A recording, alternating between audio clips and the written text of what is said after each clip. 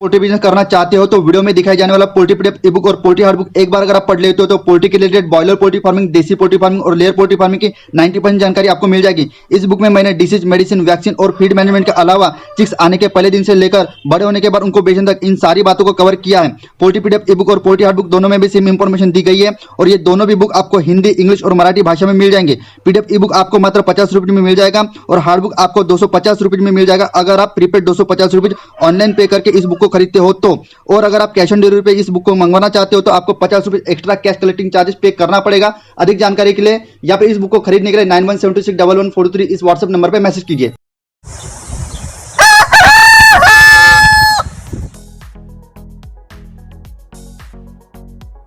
Hello दोस्तों, मैं हूं अभिषेक और आप देख रहे हो अभिषेक पोल्ट्री यूट्यूब चैनल। दोस्तों, आज की इस वीडियो में हम बात करेंगे कि जब कभी भी हमारे पोल्ट्री फार्म पर जो चूजे आते हैं तो उसके आने के पहले हमें किस तरीके से तैयारी वगैरह करने पड़ती है। तो जैसे कि दोस्तों आज अभी हमारा फार्म देख पा रहे होंगे, तो मैं आपको स्टेप बाय स्टेप पूरी बातें बताता हूँ कि हमने कौन सी तैयारी की हुई है। एक बार मैं बता दूँ, हमारे फार्म पर छोटे चूजे नहीं आ रहे हैं, हमें कोई प्राइवेट काम की वजह से हम हमारे इसमें बड़े मुर्गियाँ रखने वाले, ठीक है। तो फिर भी चूजे आने के पहले की तैयारी और बड़े मुर्गियाँ लाने के पहले की तैयारी लगभग सेम होती है, ठीक है। तो जैसे कि आप यहाँ पर आगे में देख पा रहे हो दोस्तों, ये ट्रैक्टर से हमें जो भी लीटर बोलते हैं या फिर जो भूसी बोलते हैं वो हमने ये ट्रैक्टर भर के पूरी की पूरी भूसी ला ली है। साथ ही साथ ये शेड देख पा रहे हो दोस्तों, जैसे कि ये वाली साइड, ठीक है, और उसके पीछे वाली साइड ये 1500 स्क्वायर फीट का एक ब्लॉक है। साथ ही साथ इसमें एक दीवार की पार्टीशन है और इसके बाद एक 1500 स्क्वायर फीट का दूसरा पार्टीशन है। तो यहाँ पर एक ताड़पत्री और उसके पीछे में दूसरी ताड़पत्री। इस तरीके से हमने पूरे के पूरे शेड को, इस 1500 स्क्वायर फीट के एरिया को और उस 1500 स्क्वायर फीट एरिया को ये प्लास्टिक के ताड़पत्री से पूरी तरह से हमने ढक लिया है। और यहाँ पर दोस्तों जैसे कि आप देख पा रहे हैं, इस ताड़पत्री का जो इस्तेमाल हमने किया है वो टार प्लस ब्रांड के ताड़पत्री का हमने इस्तेमाल किया है, जो क्वालिटी के मामले में काफ़ी ज़बरदस्त होती है। आप यूट्यूब पर टार प्लस ब्रांड करके ताड़पत्री डालिए, आपको उसके स्पेसिफिकेशन वगैरह पूरी तरह से दिख जाएंगे। तो यहाँ पर जैसे कि आप ट्रैक्टर में देख पा रहे हो, तकरीबन हमने टाली भरकर ये ट्रैक्टर ला ली है। तो हमें इसका लगभग पूरा का पूरा खर्चा 3500 रुपये के लगभग आसपास में आया है। अलग अलग स्टेट्स में इसका खर्चा कम ज़्यादा आते रहेगा। आप अपने एरिया से आपको जितनी भी रिक्वायरमेंट रहेगी उस हिसाब से आप अपनी तरफ भूसी बुलवा लीजिए। बाहर में हमारी कुछ गौटी नस्ल की मुर्गियाँ चारा वगैरह खा रही है, तो भीतर में हमने फार्मोलिन की वगैरह स्प्रे किया है, फवारनी वगैरह की है। तो एक बार मैं आपको भीतर में जाकर एक बार दिखा लेता हूँ कि हमने जो भी स्प्रे किया है उसको हमने कितने क्वांटिटी में इस्तेमाल किया है और किस तरीके से हमने तैयारी की है। तो दोस्तों यहाँ पर सबसे पहले जैसे कि आप देख पा रहे हो, हमारे ये पूरे के पूरे फॉर्म पर हमने एक बार ये जो पर्दे होते हैं, ये पूरे के पूरे पर्दे ऊपर उठाकर एक बार जो स्प्रे होता है, फवारनी होती है, वो हमने की है। उसके पीछे का कारण, अगर हम ये दोनों भी पर्दे पूरी तरह से अगर ढक लेते थे, ठीक है, तो ऐसे में आदमी पूरी तरह से अच्छे से फवारनी नहीं कर सकता था, क्योंकि वो 5-10 मिनट रहने के बाद फॉर्मलिन जो होता है आँखों में काफ़ी ज़्यादा जलन पैदा करती है। तो पूरी फवारनी किए बगैर ही आदमी को गेट से बाहर निकल जाना पड़ता था। इसीलिए जो भी उसके पर्दे होते हैं वो हमने ढके नहीं। पहली फवारनी जो है हमने ज़मीन पे की, हमने अभी तक के भूसी डाली नहीं है। हालांकि कल से ही भूसी आके एक फवारनी हमने ज़मीन पर की है, क्योंकि ज़मीन पर भी काफ़ी ज़्यादा बैक्टीरिया होते हैं, वो क्लियर हो जाएंगे। साथ ही साथ पर्दे ऊपर होने की वजह से काफ़ी अच्छे से फुर्सत से आँखों में जलन नहीं होती और अच्छे से हम फवारनी कर सकते हैं। तो इसलिए हमने पर्दे ढके बगैर फवारनी की है। अभी कल क्या करेंगे, हम जो भूसी है वो भूसी यहाँ पर पूरी तरह से बिछा देंगे और भूसी बिछाने के बाद ये दोनों भी पर्दे पूरी तरह से नीचे गिरा देंगे और उसके बाद और से एक फवारनी करेंगे, जिससे कि भूसी पर भी अगर कोई बैक्टीरिया वगैरह रहता है तो वो भी क्लीन हो जाएगा और सेकंड टाइम फवारनी करने की वजह से बचे कुछ जो भी बैक्टीरिया वगैरह रहेंगे वो भी ख़त्म हो जाएंगे। दोस्तों जैसे कि हमने इस पंप का इस्तेमाल किया है, ये मैनुअल पंप है। चाहो तो आप इलेक्ट्रिक बैटरी वाले पंप का इस्तेमाल कीजिए, उसका प्रेशर काफ़ी ज़्यादा होता है और काम काफ़ी आसानी से हो जाता है। उसके बाद दोस्तों मैंने जैसे कि आपको बोला था, हमने टार प्लस ब्रांड की ताड़पत्री का इस्तेमाल किया है, ठीक है। ये काफ़ी अच्छी और काफ़ी क्वालिटी वाली होती है। उसके बाद यहाँ पर हमने 5 लीटर फार्मोलिन का इस्तेमाल किया है। दोस्तों फार्मोलिन ये बहुत ही अच्छी कॉन्सेंट्रेशन वाली मेडिसिन होती है, ठीक है। और इसको तकरीबन जब कभी भी आपके चूजे बाहर निकल जाते, पूरे बिक जाते हैं, नई बैच आने के पहले अगर आप फार्मोलिन का इस्तेमाल करते हो तो आपको काफ़ी अच्छा रिजल्ट देखने को मिलेगा, ठीक है। तो इस तरीके से हमने कुछ तैयारी की है हमारी बड़ी मुर्गियाँ आने के पहले।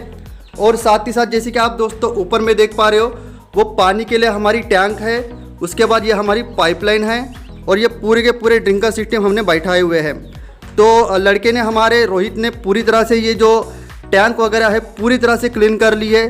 साथ ही साथ जैसे कि दोस्तों आप देख पा रहे होंगे पूरे के पूरे जो ड्रिंकर्स है उसकी पूरी की पूरी साफ़ सफाई हो गई है। ठीक है, उसके बाद हमने पूरे के पूरे जो यहाँ पर बीट वगैरह होती है मुर्गी की वो पूरी झाड़ू पोछा लगा के पूरा का पूरा साफ़ कर लिया है। कुछ जगह पर गीलापन था तो ऐसी जगह पर हमने वहाँ पर चूना वगैरह डल दिया है। इस तरीके से हमने बच्चे आने के पहले पूरी तरह से तैयारी की हुई है।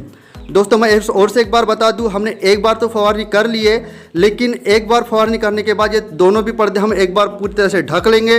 पूरी पर्दे ढकने के बाद 3 दिन का हम गैप देंगे फवारनी करने के बाद, और चौथे दिन हम फिर से और से एक फवारनी करेंगे और से फिर हम उसको 3 दिन का गैप देंगे।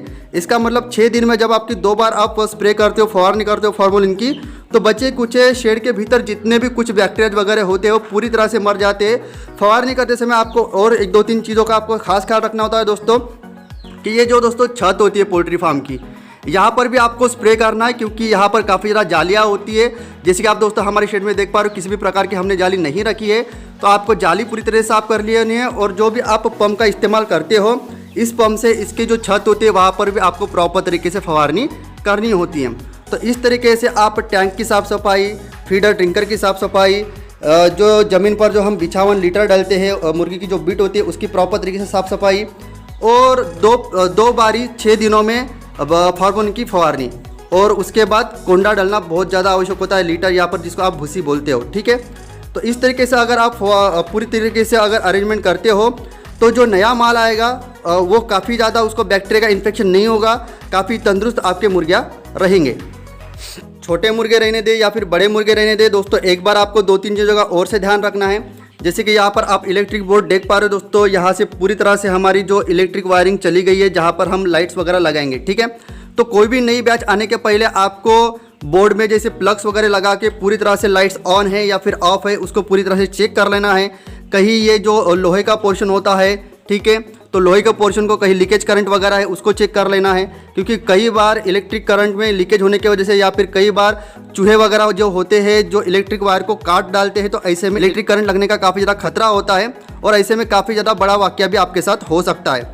तो एक बात ध्यान से, भले आदमी आपका काम करता हो लेकिन एज अ ओनर आपको इस बात का खास ख्याल रखना होगा। जैसे कि दोस्तों इस बोर्ड पे आप देख पा रहे होंगे, हमारे बोर्ड पर काफ़ी ज़्यादा लोड गिरने की वजह से एक बार शॉर्ट सर्किट भी हुआ था। तो आपके बोर्ड पर पावर सर्किट लगाना है, पावर बोर्ड लगाना है, कितना लोड है उस हिसाब से प्रॉपर इलेक्ट्रीशियन से एक बार वो चेक करवा लीजिए। ठीक है, और साथ ही साथ बहुत बार चूहे क्या कर लेते हैं, पाइपलाइन वगैरह काट के रखते रहे। ये जो प्लास्टिक के पाइप से जो नीचे पाइप आता है उसको भी काट के रखते हैं। तो एक बार पूरे का पूरा फार्म आपके बच्चे या फिर बड़े मुर्गे आने के पहले पूरी तरह से चेक कर लीजिए कि बाकी वो बच्चे जब आप आने के बाद या फिर मुर्गे आने के बाद जब ड्रिंकिंग सिस्टम आप चालू करोगे तो लीटर पर काफ़ी ज़्यादा गीला गीला हो जाता है। तो ये सब कुछ चीज़ों का आपको आपके बच्चे या फिर बड़े मुर्गे आने के पहले ही ध्यान रखना है। इस तरीके की अगर आप पूरी तरह से तैयारी करोगे तो आपके बच्चे या फिर आपके जो भी बड़े माल अगर आप लेना चाहते हो, स्टॉकिंग करके रखना चाहते हो, तो ऐसे में आपके आने वाले कोई भी मुर्गा मुर्गी को किसी भी प्रकार की दिक्कत नहीं होगी। और एक बात दोस्तों, जैसे कि यहाँ पर आप देख पा रहे होंगे, यहाँ पर जो भी हमने लकड़ी गड़ाई हुई है, यहाँ पर हम हमारे मुर्गी का फीड रखने वाले बहुत सारे पोल्ट्री फार्मर भाई क्या करते हैं, ज़मीन पर ही या फिर फ्लोर पे खाना रख देते हैं। उससे क्या होता है दोस्तों कि फ्लोर रहने के बावजूद भी जब अभी बरसात का मौसम 15 दिन में चालू हो जाएगा तो ज़मीन काफ़ी ज़्यादा पानी सोख लेती है। ऐसे में नीचे से जो आपका फीड होता है उसको वो पूरा तरीके से गीला कर देता है और आपका फीड जो ख़राब हो जाता है। तो इस तरीके से जो अरेंजमेंट होती है लकड़ियों की उसकी अरेंजमेंट कीजिए।